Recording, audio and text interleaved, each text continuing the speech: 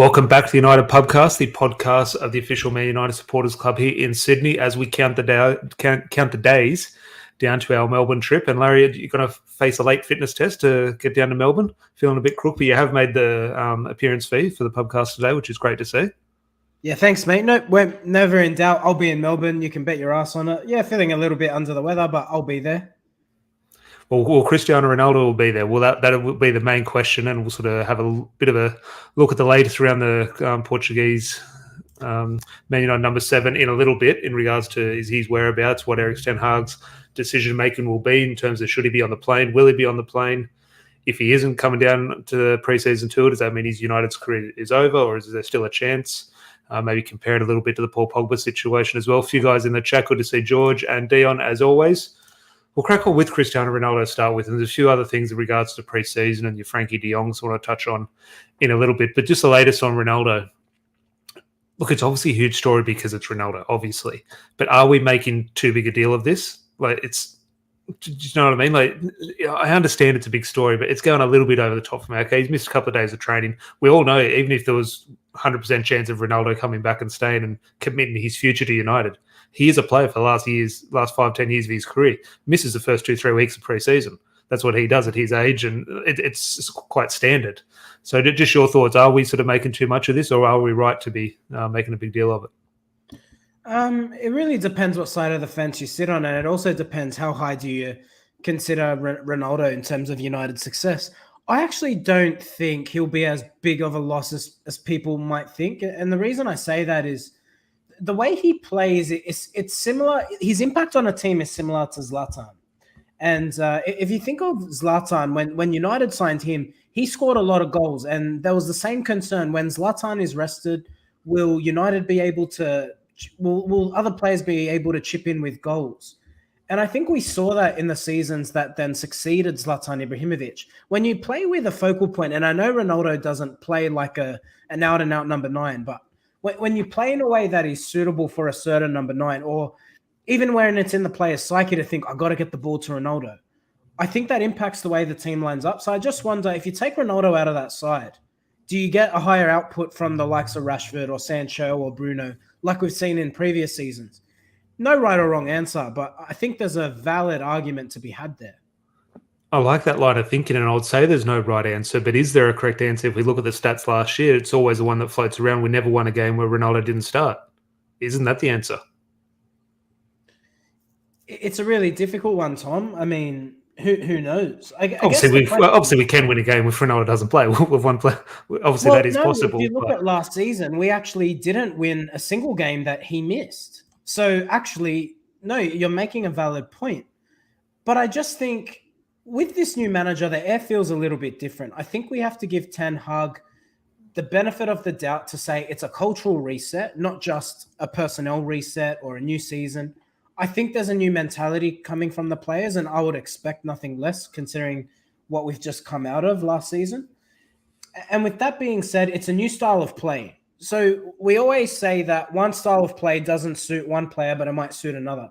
So if that's the case, assuming it's a different style of play, then I would say some players who didn't fit last season may fit this season. So it's a really difficult one to quantify. But like I said, I really don't think he'll be a loss. I mean, it's 24 goals. There's not many strikers in modern football putting up those sorts of numbers. In saying that, if the system overrides the player, who's to say we can't replace the goals? Yeah, no, it's a good point, Dion, here with the shout. There is a cost-benefit analysis that has to be done for a player like Ronaldo, and he is a unique sort of circumstance in his own right in regards to we're not going to have this debate over a Anthony Martial or a Fred or a Harry Maguire sort of thing. I understand Ronaldo sort of his own kettle of fish, but one thing sort of I want to question you, Larry, and obviously throw it to the people in the live chat, so I do get your thoughts in on this point. This has turned out to be, and I mentioned because of the story, because of who it is, because it's Ronaldo, but this story has suddenly turned into about Ronaldo, and does he love the club? Does he not love the club? Does he want to be here? Does he not want to be here? And all these sort of things. How committed is Ronaldo to the club, and we should get rid of him because he's no good, or we're better without him.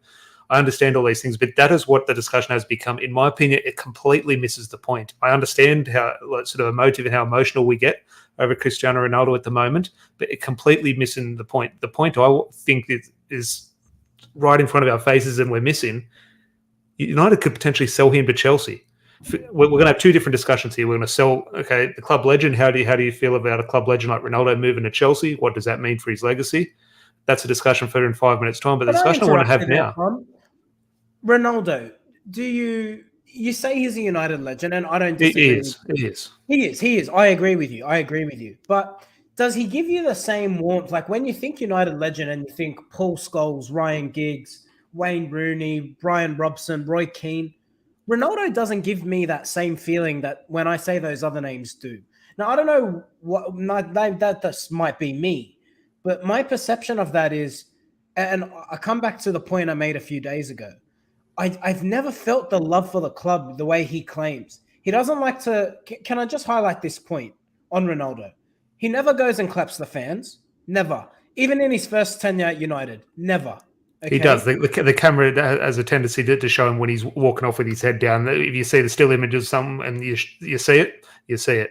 The camera and the narrative the fans put out there says something else for certain reasons. Obviously, at times he does sort of strut off, obviously. Yeah. But it was shown up last season. Plenty of times he was clapping the fans when it was reported. Not every instance, but I think that, you know, and we'll get into this Harry Maguire situation controversy, but Maguire goes and claps the fans every game, no matter the result, he's doing that. Bruno Fernandes, no matter the result, he's clapping the fans. David De Gea, clapping the fans. Juan Mata, clapping the fans. And I just think, you know, I think you owe it to the fans. We've always known this, though. We knew this before he came back this second time. Was that saying, we don't want to get Ronaldo because he doesn't love the club? He's not going to clap the fans. I don't want him. We're all clamoring for him to return. No, I agree. But this is my thing. I just think when you weigh up the return in terms of the player, he scores goals, yes. But when you weigh up the other factor of does he really love the club?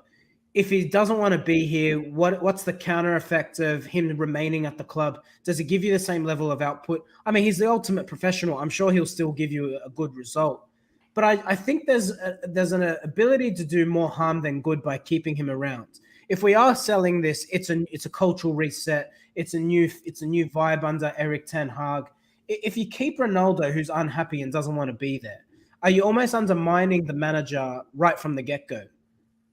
Look, I agree, but then you replace him with someone who doesn't want to be there even more, and Frankie de Jong, possibly. So I'm just thinking that, and just on this point, look, I agree with your points in regards to this love, but Rob brings it up there, and Borche brings it up here. Does he love the club? Debatable, wanted to go to City, and now Chelsea. So this thing's on Ronaldo loving the club or doesn't love the club, whatever side of the fence. Why are we having this discussion? We're having a discussion about Martial's love for the club, Deleu's love for the club, De Gea's love for the club. De Gea signed for Real Madrid. He came back and said, no, I'll get to work. If Ronaldo doesn't get this move, he'll come back and get to work. I'm just thinking, I understand there's different sort of tiers of legendary status and different connections we have to different players for certain reasons. I love Andy Cole. He played for Man City. I love Mark Hughes. He went and played for Chelsea. But yeah. I understand. Do you know what I mean? Like, I think, why aren't we questioning Luke Shaw's love for the club? Why are we only questioning Cristiano Ronaldo? David De Gea was pushing to go back to Spain, back to his homeland, to Real Madrid. He didn't push to go to Manchester City or Chelsea. Now, from what Bayern Munich CEOs come out now saying, you know, he's categorically ruled out Ronaldo going to Bayern. So that really ultimately only leaves Chelsea. Now, what does that say if Ronaldo wants to push for a move to Chelsea, a Premier League rival, a team that's finished above us in the ladder last season? What sort of message does that send? Well, this point here, how does that tarnish his legacy? That's the bigger question. This is where I want us fans and the club to sort of do the right thing. Rob says here, and look, I know what he means here. He loves the club, but he loves himself more. And there is that perception around Ronaldo. This is where the club, and Ashby here makes a point just on this. Eden Gents, I don't think they'll sell him to Chelsea, but it's looking like he'll leave. So just on that move to Chelsea, this is where the club, we're having this huge discussion about Ronaldo. Does he love it? What's his future? The club needs to stand in the way and not sell our best striker, our best player, our top goal scorer, our club legend to Chelsea. United hold the power here. If they hold on to Ronaldo, Ronaldo will get on with the job. He's not going to just sit on the bench and refuse to play. He's going to play. So United cannot sell him to Chelsea. If they do, that is the bigger issue than Ronaldo's desire for this club, in my opinion. We've had great players who have wanted to play for other clubs. We still like them. We still respect them. But suddenly we're going to disrespect and hate Ronaldo because he wants to play for another club. I don't see how that's the case. Man United are the ones, not at fault here, but the Man United are the ones who have to do the right thing and protect himself from his own legacy. Because Rob says there, he cares about himself more, and there is definitely an element of that he might not be thinking straight. If he had to sit down with Sir Alex Ferguson will tell him, mate, you're not going to Chelsea. That will kill your legacy with Man United fans. And I'm just thinking United hold the power here. And United, if they're stupid enough to sell him to Chelsea, what are your thoughts? Do you think United are right to sell to Chelsea if Ronaldo doesn't want to be here and he doesn't supposedly love the club? Because I think, forget the legendary status, forget what that will do to his legacy. We're giving our best player, we're giving our striker, we're giving whatever you want to call him to our direct rivals who are in desperate need of a striker and a goal scorer. And that Man United to Chelsea move trumps anything individual, in my opinion. It's a really valid point, but it's a really difficult one to answer. I personally would land on, if he doesn't want to be here, you might just need to let him go. Because the other side of it is, if you can still demand a transfer fee for him, and you can, because like you said, Chelsea are desperate. They might throw 15 or 20 million pounds at us for the one season they'll get out of Ronaldo. So there's that aspect. Does it bring money in to allow United to invest back into the squad? Question number one. Question number two, like I touched on earlier, if he doesn't want to be here, what output or what level of performance do you get from Ronaldo? But crucially, what impact does that have to the likes of Bruno Fernandes, Marcus Rashford, Jadon Sancho, players who have looked up to Cristiano Ronaldo growing up and are now playing alongside him, knowing he doesn't want to be there? I just don't know what benefit there is to that. Well, I agree with all this, and we've had the discussion with Paul Pogba, but I want to get away from the desire to be a Man United player or the desire to play for another club. I just want to look at football. Let's use Chelsea, the same example. They don't have a goalkeeper. Are you happy selling David De Gea to strengthen Chelsea goalkeeping department? If that money is reinvested back into United squad, I have no issue. Man United don't have a striker on the cards to replace Ronaldo. We don't even have that idea yet. So imagine if we try to get that plan in place by the time Ronaldo leaves, we won't have that idea by December, let alone fix it this window. Tom, there's going to be an element of risk no matter what we do. And that's the thing. I just think if Ten Hag says, like, Rashford isn't the perfect number 9, but if you need a stopgap option, he can play number 9. If Anthony Martial's been 2 poor seasons back-to-back, prior to that, 23 goals playing number 9. He's done it before. Will he hit those heights again? I guess the jury's out, and rightfully so. But there are options there if we need to purely put a body there in terms of Rashford and Martial. And then maybe that season opportunity for someone like a Garnacho to play on the left wing, because you're utilizing one of Martial and Rashford up front. And that might see that young kid break into the first team and set up his United career. I mean, it's a really difficult one. Common sense says keep Ronaldo. You don't sell him to a rival, and I would agree with that. But I would also agree with, if there's going to be an impact to the other players and team morale, it might be worth letting him go if he's going to be that big of a problem. We had this debate about Paul Pogba for the best part of 5 seasons. You and I agreed we should have sold him. We had that this time 3 years ago when Paul Pogba, was he going to get on the plane? Was he not going to get on the plane to Australia? It went to the last day. It went on the day. We didn't know if Paul Pogba was showing up at the airport. We're almost going to get that same situation in the next 24 hours with Ronaldo. But go on with that point about Pogba. But that's the thing, Tom. I just think you and I were on a podcast 2 years ago saying United should actually sell Paul Pogba. He doesn't want to be here. And then we ended up taking him to the end of his contract, and now his relationship couldn't be worse with the fans. I just think if Ronaldo doesn't get his move, knowing he wants to leave, knowing that he's reportedly unhappy with his salary being dropped, reportedly unhappy with the players in the squad, reportedly unhappy with the business we're doing, even with the 4 players we suspect to come in. Well, in any case, he's not going to be happy. Not happy we're in the Europa League. What benefit is there to him staying? What purpose does he serve? Can you find examples of players who have wanted to leave before and have come back and got on? Like I said, David De Gea, he's pushing for that move. I know it wasn't a direct rival, but he pushed a move for Real Madrid. He signed for Real Madrid, and he came back and continued to perform and be our player of the season. Ronaldo wanted to leave last season. Signed a new contract with Man United the second that deal didn't go through. Ronaldo. Yeah, I don't expect 38-year-old Cristiano Ronaldo signing a new contract. This is my issue. For the headache he's going to cause to stay for one more season, because let's assume he's not here next season. I'll be amazed if he is. What is the point? You're better off cutting your losses. He doesn't want to be. If he wants to be here, I'm all for it. Give him the captaincy armband. But he doesn't want to be here. He's on record saying he doesn't want to be here. And the most upsetting thing about all of this is he knew we weren't going to be in the Champions League back in April. He knew he was going to get a salary reduction back in April. Why has he decided? Do you think he got a salary reduction? Do you think he got a 100%? They put it into every player contract. Yeah, I know every player. Ronaldo's not every player. I'm not saying he's not. How am I to know? I just have a feeling. You can't afford to pay someone £500 a week when you're not in the Champions League. I understand that, but I just think the way George Oh. Mendes does those contracts. My bet would say that he has got that wage decrease, but it wouldn't shock me if he's the one player who does have a bit of a sort of different worded contract. But Borche, a little bit earlier in the chat's putting in, I saw that on Twitter that Chelsea may be starting to prepare that bid. 14 million. Let's say we sell Ronaldo. Okay, right or wrong, we're selling Ronaldo to Chelsea. Whatever your thoughts on that, they are what they are. What's his value in regards to a transfer fee? Because Chelsea's saying 14, 15 million. I know we bought him for 18 million, so 18, 20 million sort of thing. But what do you value? £12.5 million from Juventus. Okay, so roughly the same price what Chelsea want to pay us. But what is value there? Because I'm thinking, well, hang on. Chelsea are in desperate need of a striker. If we're in desperate need, we always get taxed a little bit more. I would be saying, might sound stupid, shoot me if I'm wrong, I'll be saying 30 million. I think 30 million is excessive. I think there's a good relationship between United and Chelsea. We have to look at recent deals that have been done between the clubs. One, Mata got done for a record transfer fee. It's a different club now. I hear you, and that's a valid point. I think 30 million is excessive. I think if you can get a 20 million pound transfer, I'd say that'd be a good deal for all parties. But the problem is, Tom, if Ronaldo leaves, we inevitably have to bring someone in. What striker are United going to get in for less than 20 million?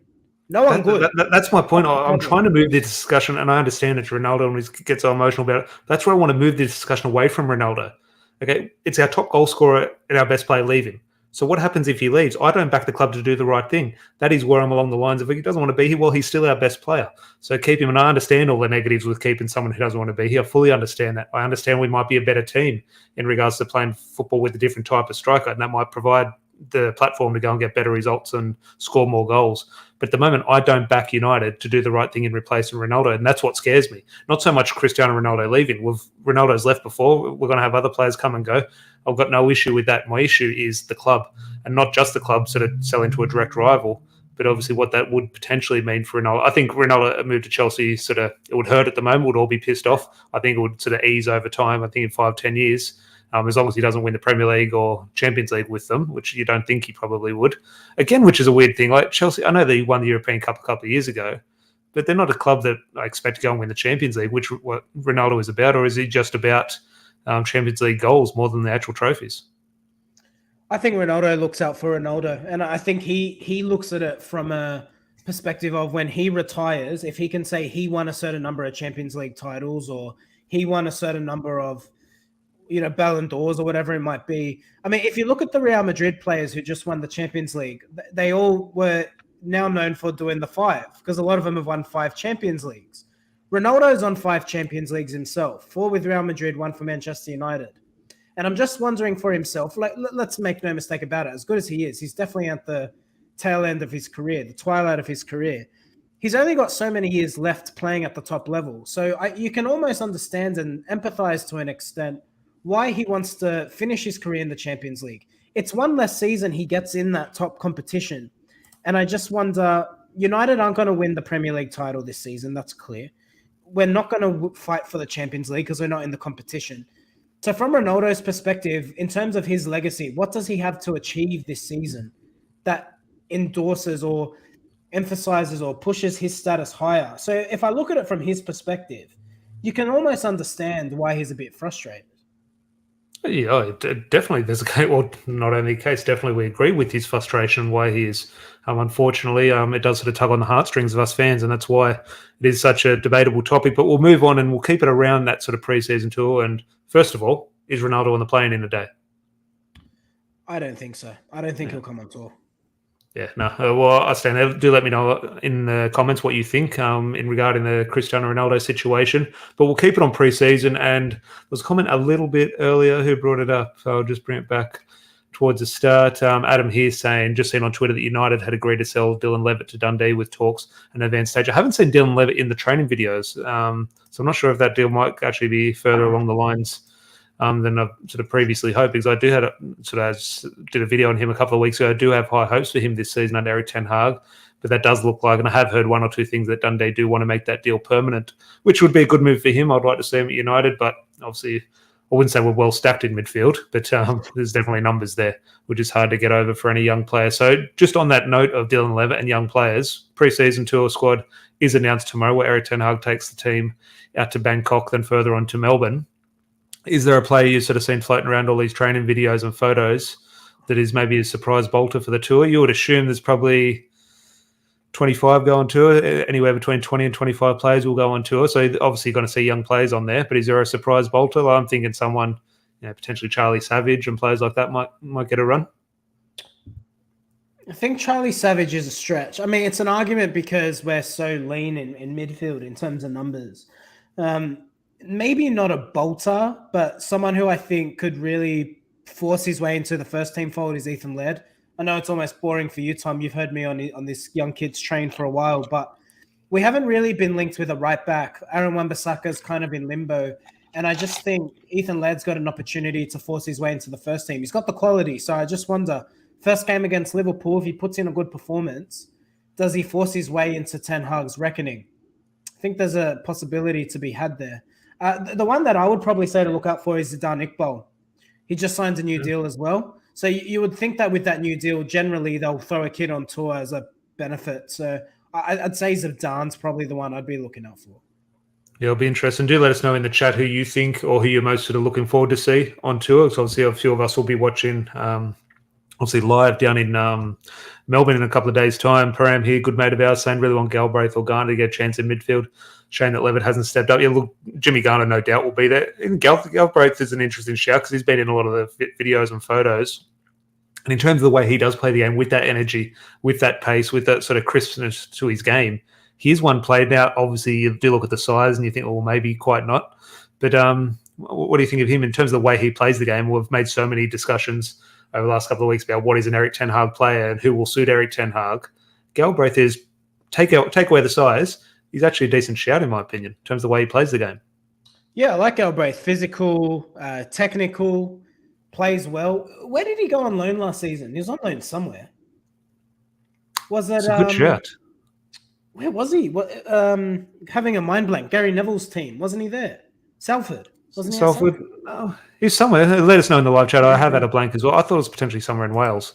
But do let us know. Well, speaking of Wales, the Dylan Levitt, Borche here saying United have agreed to sell Dylan Levitt to Dundee United, with talks now at advanced stage over his departure. Look, hopefully, knowing United will sell him for $200,000-300 grand. If he was at Liverpool, he'd go for 30 million sort of thing. I remember still when they sold Jordan I to Bournemouth for like 15 million. That was money laundering at its finest. So, but hopefully United can get a little bit of a fee for Dylan Levitt. But out of first team, which one? Dylan Levitt, you have to, if you follow him, you have to be a little bit upset about that. Just on the ball, he's a joy to watch. He really is. Oh, he's definitely played. But we're talking about young players. Okay, who's the chance to come on tour? Is there a first team player who you could potentially see not making the trip, whether that be a Phil Jones, an Eric Bailly, and Anthony Martial potentially? Take Ronaldo out of the discussion, but is there a first team player who would actually shock you if they're not on tour? I think one of Bailly or Jones. I suspect one, if not both of those players, get sold. And the fact we've been linked with Lisandro Martinez, we've been linked with Timber earlier in the window, and there's even some links with De Ligt. You have to think there has to be a defender on the outer there. So it'll be interesting to see. I mean, Phil Jones, I still can't believe he's a United player, Tom. What on earth? Can't believe he's made it through a week of pre-season under ERIK Ten Hag. Fair play to him. Yeah. But maybe he'll be again, who knows? Someone who won't be on the tour, Frankie de Jong. Look, we'll discuss the circus around Man United and Ronaldo at the moment, and it's depressing reading, and you just think, God, could the club get their sort of act together and act like a professional club? The way Barcelona are acting, I don't know who's a bigger mess, us or them. Well, I'd have to say Barcelona because I think their future's in doubt. I don't know if the quotes were taken a little bit out of context, but there's quotes from Germany and Bayern Munich along the lines of saying we don't want to deal with Barcelona because if they put together a payment plan, we don't know if they're going to exist in 2 years' time to sort of come through with that payment. And look, maybe that's a little bit extreme, but in terms of their finances, it looks like Frankie de Jong took a bit of a wage cut, or not so much a wage cut, but deferred his wages, which I think was maybe a potential common thing with some of the European clubs throughout the COVID pandemic.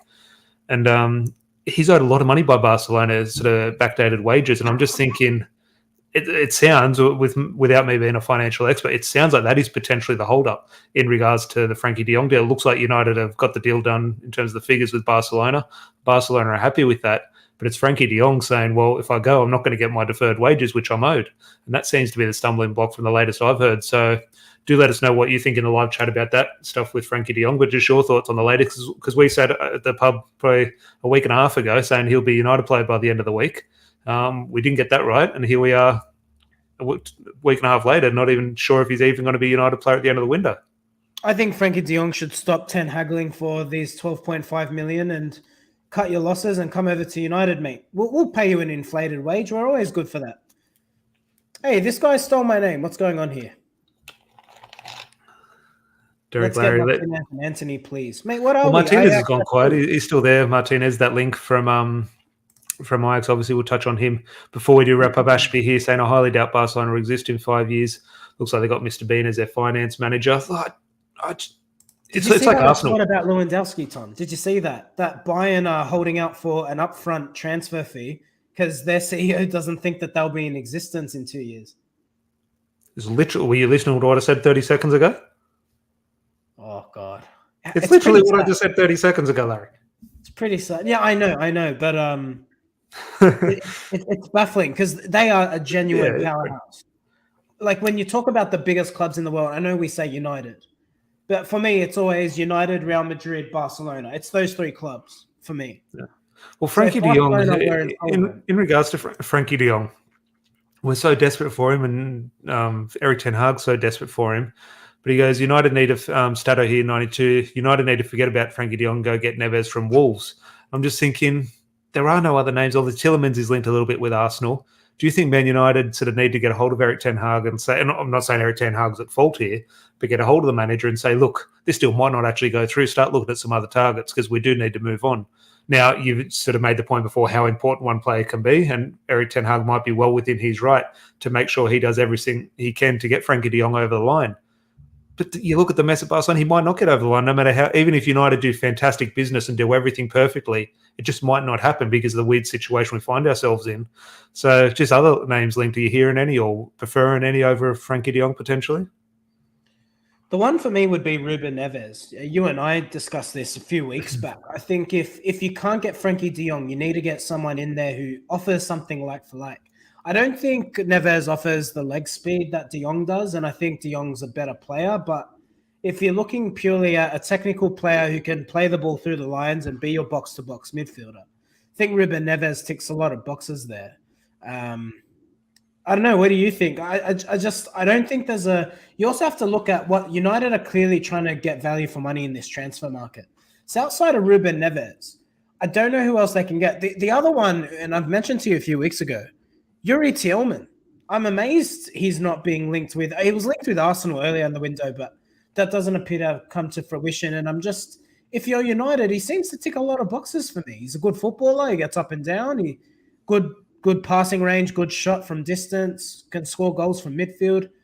Why aren't we in for someone like a Youri Tielemans? The player for me, and look, I think it could probably unfortunately cost double because I think Tielemans, Football J here mentions the contract situation. I think potentially 1 year left on his contract. So the transfer fee is actually quite good for a player like Youri Tielemans. The one who I was banging the drum a couple of months ago, I forget his first name, I think it's Jacob. Correct me if I'm wrong in the comments, but Ramsey from Aston Villa. I know he's not a glamorous name. I know he's not Frankie de Jong or Tielemans, or I know he doesn't probably have a YouTube highlights compilation, but Jacob Ramsey from Aston Villa, I think it's Jacob, he's a player. Now, I know he's not going to sort of solve Man United's midfield, but I think if you want to think outside the box, now going to Aston Villa and Steven Gerrard and saying, hey, us Man United here, we want a midfielder, I'm sure he is going to cost an absolute fortune. And maybe it's potentially end up cheaper to get a Ruben Neves, a Tielemans, or even a Frankie de Jong, maybe not wages-wise. But Ramsey from Aston Villa is the one I always still think is a potential shout. But do let us know. There are a few shouts in the live chat in regards to like Ruben Neves and Youri Tielemans. Edgar here, which I think this boat has passed, but a lot of people have mentioned his name in the last couple of days. Milinkovic-Savic is awesome, but that's another Wesley Sneijder. Yeah, I think you're on the lines there, Edgar, in regards to he's a good player, but he was a good player in 2017 for when Jose Mourinho was trying to get rid of Paul Pogba. It's now 2022. Another delay, Larry, before we do wrap up. Christian Eriksen, obviously it's done. We sort of had the breaking news the other day that verbal agreement is done, but it looks like he's going to miss the first leg of the tour. Now, Is that down to, do you think, finances? Do you think that's down to a prolonged medical? Do you think that's down to they want to wait till he gets a photo in the new shirt? Just why do you think is there a potential delay in this one?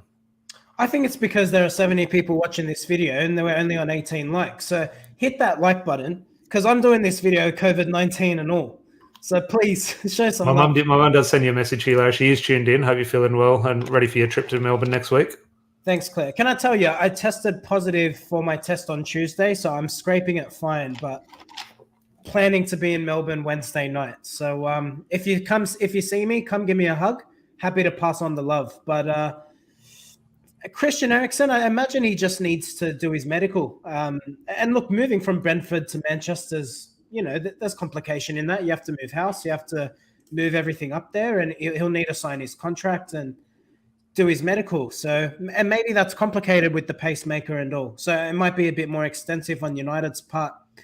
As long as he's here in Melbourne, I'll be pretty happy with that. What do you think? Do you think he'll have his first game in Melbourne? Do you suspect that? I'd say because United have a week in Melbourne, it's not like they go to Bangkok and they've had one training session, have a game, then fly out. I think because United will set up a bit of a base in Australia. They're obviously in Melbourne for Wednesday to Wednesday, so they're there for a week, and then another 3 or 4 days over in Perth. So I think there is a bit of a base in Australia, which they will set up. They'll also have your doubles training sessions every day sort of thing. So, look, if the deal gets done in the next couple of days, you would assume he'll just fly directly to Australia rather than have that stopover in Bangkok. But it's an important pre-season for Christian Eriksen. I don't know what his training situation was coming back from when he left Inter Milan, coming to Brentford with no football. So it's an interesting bit for him. He needs to get a full pre-season under his belt. So I think United need to do the right thing by him and allow him the proper platform to get this deal done so he can get to work. Because, as I said, we might actually be relying on him as a first-team player. I think a lot of us said when the links started, okay, free transfer, he'll come in as a backup to Bruno. But the more we discuss this Christian Eriksen move, you think, well, hang on, he might actually be a pivotal player for ERIK Ten Hag. So the importance of this pre-season, and we're going to be blessed to sort of be on the ground and be close to watching them train and everything. I'm just thinking it is so important. It's not just a tour. Okay, these pre-season tours are so the reason clubs do them is the commercial value to them in regards to sort of providing and pleasing sponsors on the other side of the world. But the players need to train. And here we are every single season. This is the biggest season since Fergie left. We said that last year. We said that every single season. Here we are again in 2022. This is the most important season since Fergie left. And I'm just thinking, one, for the club, but also the players. You look at all the players who do need to fix the wrongs of last season.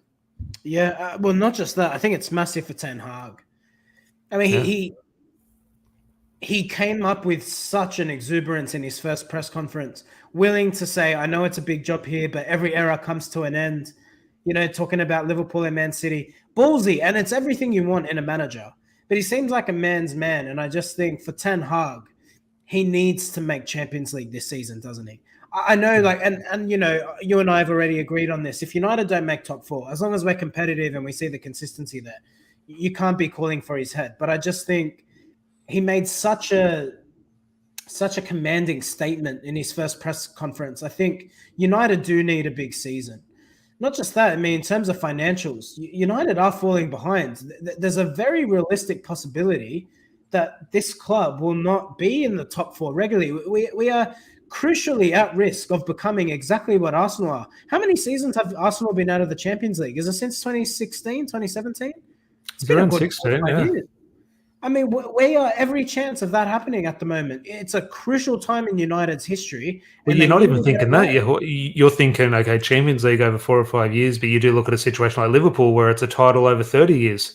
We look at how long it's been far too long since we won a Premier League. That was in 2013. Arsenal were having that discussion in 2013 from their last title in 2004. And they're still, you have to double that. It's been 20 years since they won a title. So we're all sitting, okay, we're going to eventually win a league in a year or two's time. Well, maybe not. So we do have to get our act together on and off the pitch. But there is just 1 or 2 comments here from Akil I want to bring up before we wrap up, Larry. Eriksen will be joining the squad in Melbourne, won't be available for the match in time. That is sort of the supposed news. Simon Stone came out with that one. But he goes on further on to say, if we sell Ronaldo to Chelsea, Dybala, that is a name going around. I was going to do a short video on it yesterday, but got a little bit tired, so I didn't do it. He's a name who I said, I wanted instead of Robin van Persie in 2012. I thought he was the player to go and get. Obviously, Sir Alex knew more about it than me and got the right man in Van Persie, who won us the title. But Dybala, for me, I understand all the negatives and why we shouldn't get him. I agree with them all. He's just that one player for me who I followed so closely. I love the way he plays the game. I probably And another thing why it's probably the wrong signing, forget the wages, forget the age, he's actually not that old, forget his desire to join Man United or whatever. I actually can't find where he would play. I'm not saying Erik Ten Hag he wouldn't suit Erik Ten Hag, but do I play him on the right wing? Do I lead the line as a centre forward in the Premier League? Do I play him in number 10 where Bruno Fernandes is? The reason I might stay away is I can't actually find a spot to put him in the team. But Dybala, the play for me, even though there's so many negatives to it, I'm saying yes every day of the week. I just love him as a player. Free transfer. Glazers would love it. Yeah. I can't see where he fits in. That's the problem. I think Ten Hag is very much a systemic coach. It's about the player fitting into the system. If you look at the system, where does Dybala fit in? That's the problem. I don't see him playing an inverted right winger role. I don't see him as a number 10. And if Eriksen's coming and you've already got Van de Beek there, you've got 3 players who can occupy that position. I mean, we did have Mata, Lingard and co there not too long ago. It's an interesting one. I think he's good enough, so you obviously can find room for him if you need to.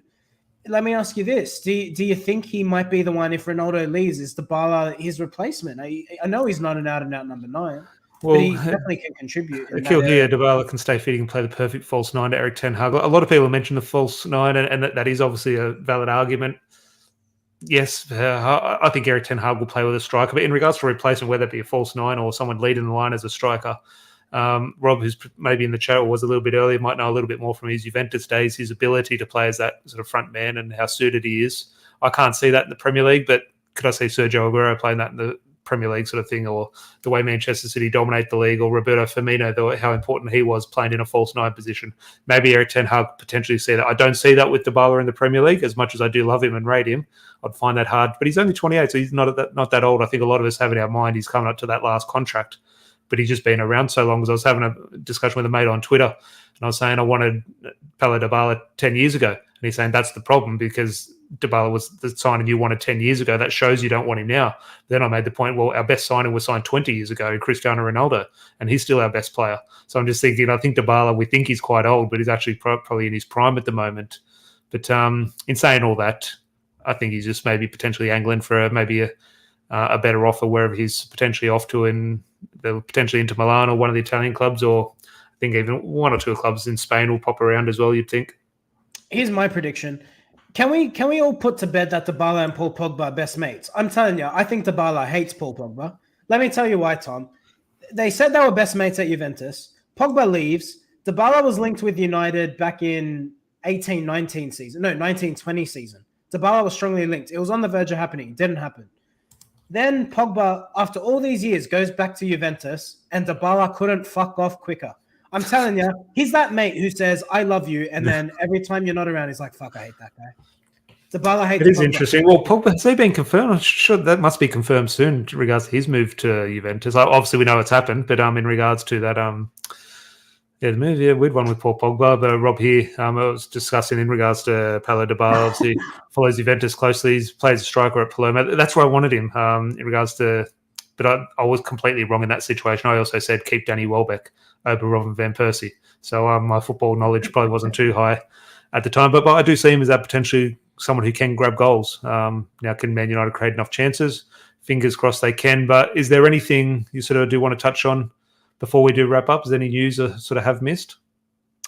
Just the final bit. I just want your opinion on Harry Maguire accidentally liking this photo, intentionally liking this photo. I'll give you my opinion, and then I want your opinion, Tom. I just think look, you know me, I'm of the opinion that Harry Maguire is not a Man United caliber player. In saying that, I just think Harry Maguire gives 100% to the club. Now, whether you think his 100% is good enough or not is a separate debate. But if I look at what Harry Maguire offers in terms of the way he carries himself, the charitable work he does, his love for the club, and I don't question it, I'm sure he feels... Now, some might argue, yes, of course, he feels like he won the lottery. No wonder he loves the club. And you might be right in that. But I think I look at someone like a Harry Maguire, or like you said, Scott McTominay, and then I look at someone the way like Ronaldo's carrying himself.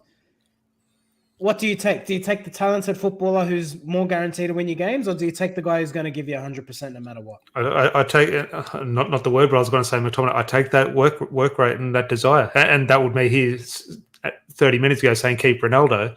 Well, no, I'd have to flip that now and say, no, get rid of Ronaldo. It is always, at the end of the day, the player who wants to be at United. If I had a gun on my head and had to choose, it's the player who wants to be there. Because we sit here and our raw emotions always come out after defeat. When after we lose, we criticise ones. Okay, after a win, we can say, okay, he could be a bit better, or we think this player is good. When we lose, that is where our raw emotion comes out. And the only thing the fan base unanimously say, all we care for is work rate. That's all we want, all we ask for. But now we're asking for more when work rate's just not enough. So I just think it always comes back down. Now that's to say, if you choose who do you want to play the cover, Ronaldo or Harry Maguire, I think most people choose Cristiano Ronaldo, even if someone is in agreement with me that it should be the desire for the club or love for the club over that potential ability. So we are all hypocrites. The comment of the night. This is good. Hold on. If it was any other player, I would say it's never a mistake. But Maguire, who was marking Luke Shaw in games last year, is very capable of liking a post about Ronaldo by mistake. Well, on that, in regards to the Instagram side of things and him liking that thing now, obviously Harry Maguire doesn't run his Instagram account, so he's got someone who's accidentally or done it on purpose. He's liked it. So it's not Harry Maguire holding his phone doing it. But obviously it's Harry Maguire's person doing it, so we have to sort of make him responsible for that guy's actions. So it is Harry Maguire who's doing it. Let's say that. What do you make of the thing? My thing is just, it's a problem with social media. Why does the Manchester United captain now? We do have this need for social media interaction. The players do need to have this presence. But here, and it's a shit comparison in terms of bringing it back to a different time. But you have to see Roy Keane on Instagram 20 years ago liking a post sort of thing. That's not going to happen by a Man United captain. Why does the Man United captain, why is he liking things in the first place? So whether he's liking positive things or negative things, putting a phone in the captain's hand in a situation like that is a recipe for disaster. No matter what he does, it's going to be scrutinised, especially when he does something like that. It's going to be scrutinised even more, and rightly so. So Harry Maguire's at fault for that 100%. But obviously the people around him as well, they're just as much at fault, in my opinion. Harry Maguire, how big of a preseason does he need to have to keep his starting position, you think? He needs to be brilliant. I think he needs to be really good because I think we're going to bring in a player to play the back, whether that be Martinez and he can sort of play left or central defence. And obviously Rafael Varane, I think he's still there. Victor Lindelof had a very good season, so clean slate and all, and everyone had it starting from scratch. Harry Maguire has to do very well in pre-season. Now, I'm sure Ten Hag will afford him the opportunity to do very well in terms of minutes and sort of giving him the platform to go and play. But he has to be good because I think that's the case for everyone. I think maybe David De Gea is probably the only one certain of a starting spot next season. Well, now there are certain players who obviously are going to start, Jadon Sancho's, etc.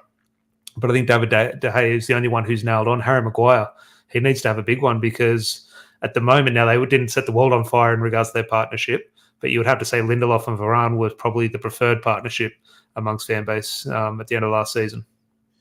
Who's your captain going in round one? That's the chatter that's gone very quiet. Do you think Maguire will be captain? Yeah, I have to say that this is not me agreeing with it or saying it's what I want or what I think should happen, etc.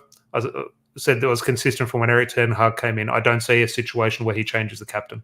I think Harry Maguire. Now, that obviously changes things if he doesn't want Harry Maguire in the starting lineup.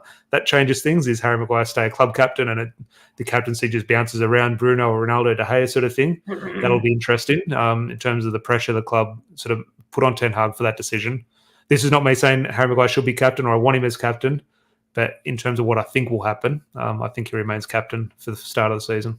I think Bruno will be captain. We'll see. But then we also make the case, and you're not a hypocrite in saying this, but you were saying potentially Eriksen is going to play above Bruno Fernandes. Oh, look, he might, but I personally wouldn't. Bruno's the first name on the team sheet for me, and I think he'll be captain against Brighton. It's just my opinion. Who do you prefer, though? Because Stato here, which I like Bruno, I'm not going to kick up a stink if Bruno is captain, but I've always said this from Bruno's first performance in a Man United shirt. I said he's going to be the worst captain ever when everyone wanted him to replace Harry Maguire. Now, that's not me saying I don't want him as captain, but just as a player, it's a recipe for disaster. But given that choice as a manager, okay, you think it'll be Bruno Fernandes. If you were the manager, what would you do to keep performance, keep morale, keep everything sort of as positive as you can? And getting the best out of Bruno Fernandes as well, if you think they're potentially going to change his mindset on the pitch. No, I think Bruno is a good choice for all of those reasons. I think he's got all the abilities, creative. I think he just needs the right coach to just hone in what he does a little bit. Because it's not Bruno's quality that's the issue. He can just, at times he gets wasteful and he gets a bit petulant. I think if you give him the armband, the petulance will go. And I think you can have the chat with him in terms of Ten Hag being, I'm putting this trust in you. So I expect you to perform to a certain level. I expect you to carry yourself a certain way. And I just think that with the captaincy, maybe he'll think twice instead of if the ball's 40, 60 chance of coming off, I think that's where he'll look to keep possession. You also got to think the system that Ten Hag plays in, there's less room for error there.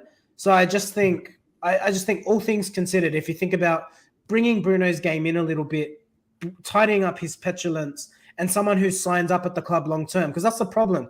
Harry Maguire's got 2 years left on his deal. De Gea's got 1 year left. Ronaldo's got 1 year left. So if you're looking purely in longevity, Bruno's the one that ticks the box. That's definitely the case in regards to that contract situation. I didn't give much thought, but that's something that I would, as a manager looking forward to the future, is potentially something I'd weigh up if he thinks Harry Maguire isn't the future and he thinks he's going to bring in a defender, potentially replace him in a year or two's time. If you want to sort of train Bruno Fernandes in that role, not that I think he's perfectly suited to it, but that is definitely something the manager should sort of weigh up. But it just pretty much sort of wraps up tonight's episode, which has been a very good chat of all things Ronaldo, De Jong, Man United pre-season. And speaking of pre-season, a week's time, both Larry and I will be down in Melbourne for pre-season when Man United arrive in Melbourne. We'll be down there. If anyone wants to meet up for a beer, please do. Just send us a message. We'll let you know where we are. We've got nothing on down in Melbourne, Larry. We'll be waking up, going to the pub, and that's about it for the day. So it'll be very easy to find us down in Melbourne.